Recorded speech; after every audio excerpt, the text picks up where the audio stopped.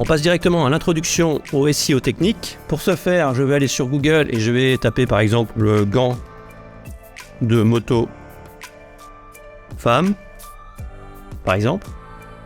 Donc on voit qu'ici, on a des liens sponsorisés. Donc nous, c'est pas ça qu'on vise. Les liens sponsorisés, c'est du Google Ads. Nous, on est sur le SEO et non le SEA. Le SEA, c'est ce qui est payant.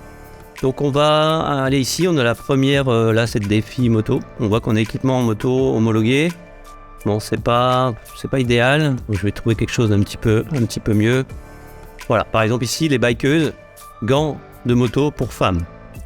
Donc là, on va se mettre ici et on va analyser un petit peu le SEO technique de cette recherche-là. Alors là, on a le nom du site, les bikeuses. Ici, on va avoir l'URL. On voit qu'ici, on a l'URL des bikeuses, rubrique gants. Donc là, c'est sa collection gants. Là, on est sur une collection, on n'est pas sur un produit. Donc pour qu'une URL soit optimisée, donc là, on va cliquer par exemple dessus. Hop, on voit qu'on est sur rubrique gants, ce qui n'est pas vraiment ultime parce que le mot-clé devrait être en entier ici. Donc on peut aller voir un petit peu ailleurs. Par exemple ici, sur Amazon, gants moto femme. Je clique là. On est sur gants moto femme, donc là vous voyez il y a le mot-clé qui est dans l'URL, là c'est vraiment bon. Sur Shopify, ça sera marqué votre nom, le repère par exemple du motard, product, parce que c'est product, c'est l'URL par défaut de Shopify, et ensuite gants moto femme cuir, ou si c'est votre collection, bah, vous tomberez sur votre collection. Ensuite, pour votre URL, il faut qu'il y ait le mot-clé, votre court train ou long train sans mot de liaison. Donc évitez le 2 ici, vous mettez gants moto femme. Les mots de liaison ne sont pas pris en compte par Google, donc il n'y a pas d'intérêt. Vous mettez des petits tirets, bien entendu. Pas d'accent, jamais d'accent dans les URL et de caractères spéciaux. Ensuite, on va avoir ici le titre, ce qu'on appelle le title. Le title, ce n'est pas le titre de votre produit, mais c'est vraiment une balise qui est spécifique pour le SEO. Donc c'est ce qui va être listé ici. On voit qu'ici on a le title et là on a la méta-description. On appelle ça la méta-description. Donc je vous montrerai sur Shopify qu'il en est. Mais en gros, il faut savoir que la balise title ici doit comporter le mot-clé, la même chose, le court train ou le long train, et doit avoir 60 caractères maximum. Sinon, ça va dépasser ici. Il va y avoir des 3 petits points et c'est pas ultime. Ensuite, on a ici la méta-description. Une description optimisée avec alors ça sera une sorte de petit résumé de votre fiche produit ou de votre collection. Une description optimisée avec vos mots-clés, en court train, long train également, et peut-être des mots un petit peu alternatifs qui pourraient également rechercher. Par exemple, là, vous allez mettre, là c'est gants moto femme, respirant, écran tactile, vous allez décrire un petit peu votre gant. Ensuite, on va aller du coup sur Amazon. Alors Amazon, j'aime pas trop parce que finalement, là, c'est sur une collection. J'aimerais bien avoir une fiche produit. Là, moto, si je fais par exemple moto, gants de moto de femme en cuir. On est sur ça ici, gants de moto femme homologuée, sponsorisé, donc là c'est payant. Les bikeuses, on est toujours sur le truc, mais on est sur une collection, j'aimerais bien avoir une fiche produit. Descendre un petit peu plus bas, équipement femme. On va essayer ça pour voir. Donc on est toujours sur une collection, mais c'est pas grave, on va cliquer sur un produit. Donc là on est sur gants chauffants, Tucano, là c'est la marque, et noir. On voit qu'on a aussi la couleur, ce qui est très très bien au niveau de l'URL.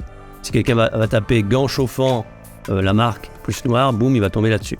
Alors ensuite, on a ce qui est ultra important, c'est ce qu'on appelle les balises HN. Donc ce qu'on appelle les balises H1 à H6. Donc en fait, c'est la hiérarchisation de votre contenu. Le H1, ça va être ultra important pour Google. Ensuite, le H2, aussi très important. À partir du H3 aussi, mais à partir du H4, ça l'est un petit peu moins. Souvent, on va rester sur du H2, H3 maximum. Donc là, si j'analyse au niveau technique ceci, on voit qu'ici, vous voyez un petit peu où est ma flèche ici en bas, là c'est l'analyseur, en fait c'est l'outil de développement de Chrome. On voit qu'on a un H1. Ça, c'est le titre de votre produit, c'est le plus important. Il faut qu'il y ait le mot-clé dedans, bien entendu. Ça va être la même chose, ça va être la même chose que le title au final. On est sur la marque Tucano, ensuite une collection équipement moto, ensuite une sous-collection gants moto, etc., etc. Donc là c'est le H1, et ensuite dans la description, ici, si j'analyse un petit peu ça, on voit qu'on a un H2. Et là, c'est bien fait. On a le H2 qui est là, la description des gants chauffants, et ensuite on a tout simplement du contenu. Ensuite ici on a un petit descriptif technique, ça va être là on aurait pu mettre un H3 techniquement, mais bon, c'est pas grave. Ensuite, qu'est-ce qu'on peut également avoir? c'est embêtant. Ici, on a aussi un H2, caractéristique. Pour moi, ce n'est pas spécialement un H2 parce que ça n'a pas d'intérêt au niveau du SEO. Les gens vont pas taper caractéristique sans rien. Donc, ou la limite, caractéristique du grand, etc., qui est le mot-clé. Et ensuite, on a d'autres choses au niveau de la page. Là, on voit que c'est un span, ça n'a pas d'intérêt. Découvrez d'autres produits. H2, oui, ça c'est un H2 parce que c'est une autre section. Ça peut être sympa. Vous voyez, c'est une sorte de hiérarchisation de votre compte. Il faut le plus possible essayer de mettre des choses pertinentes dans vos H2. H1, c'est le titre de produit. Dans les H2, il faut essayer de mettre des choses intéressantes. Bon, bien sûr, sur une fiche produit, c'est assez délicat de faire beaucoup de contenu, mais essayez d'avoir quelque chose de cohérent. Alors ensuite, vous voyez qu'ici, il y a des mots un petit peu en gras ici, qu'on appelle des mots en gras. C'est une balise qu'on appelle strong. Des balises, hein, pour résumer, on l'a parlé un petit peu tout à l'heure, c'est tout ce qui est, vous voyez ici, il y a des petits chevrons, là, je suis en bas. Des petits chevrons comme ça, strong, et on met quelque chose, et on ferme ici la balise avec un anti-slash ici. Strong, ça c'est des balises, ça c'est le HTML, en fait c'est le rendu technique.